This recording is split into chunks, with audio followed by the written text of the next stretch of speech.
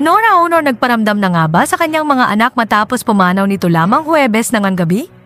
Nang makapanayam ng PEP, si Matet de Leon sa burol ng kanyang ina na si Nora Aunor sa Heritage Park Chapel sa may Taguig City, kinumpirma niyang hindi pa naman daw nagpaparamdam sa kanila ang kanyang pumanaw na ina na si Nora Aunor.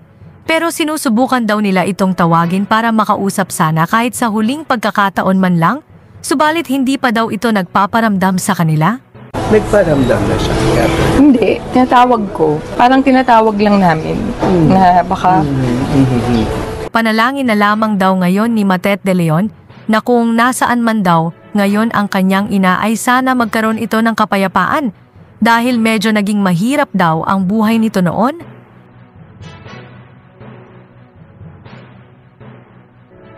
Her life, medyo naging mahirap yung buhay niya. Panalangin ko po yung kapayapaan ng kalooban niya. Samantala, usap-usapan na ngayon ang pagdalaw ni Christopher De Leon sa ikalawang araw ng burol ni Nora Aunor.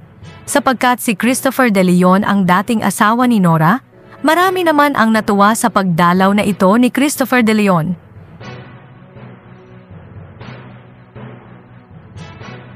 Samantala ngayon ang unang araw ng public viewing sa burol ni Nora Aunor simula Abril 19 hanggang bukas Abril 20. Kaya makikitang dumagsa na ang mga tao na nakapila sa labas ng Heritage Park Chapels.